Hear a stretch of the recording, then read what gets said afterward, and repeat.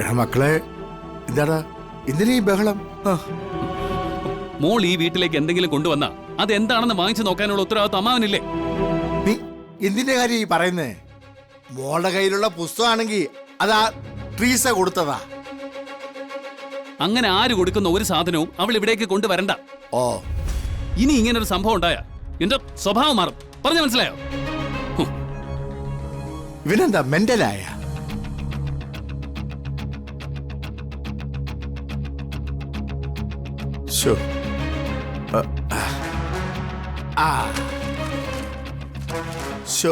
ബുക്കാകെ നാശമാക്കിയല്ലോ.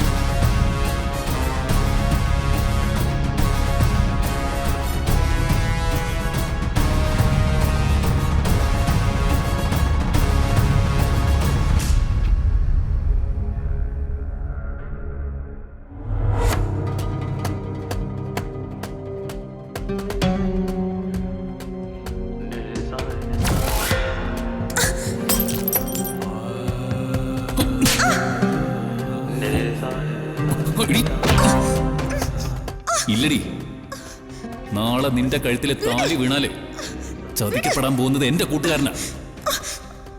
മിണ്ടാതെ മാറിയൊക്കെ നടക്കുന്ന എന്റെ മുഖത്ത് നോക്കി നിനക്ക് എന്ത് പറ്റിയടാന്ന് അമ്മാവൻ ചോദിക്കാൻ തുടങ്ങിയിട്ട് ദിവസങ്ങൾ കുറയായി. ഞാൻ ദൈവത്തെ പോലെ കാണുന്ന എന്റെ അമ്മാവന്റെ മുമ്പില് ഒരു കുറ്റവാളിയെ പോലെ തലകുനിച്ച് നിൽക്കാൻ എനിക്കാവില്ല. ഏതോ ഒരുത്തനെ വീട്ടിൽ വിളിച്ച് കയറ്റി അവനിൽ നിന്ന് ഗർഭിണിയായവളാണ് നീയെന്ന് എല്ലാവരും അറിയട്ടെ.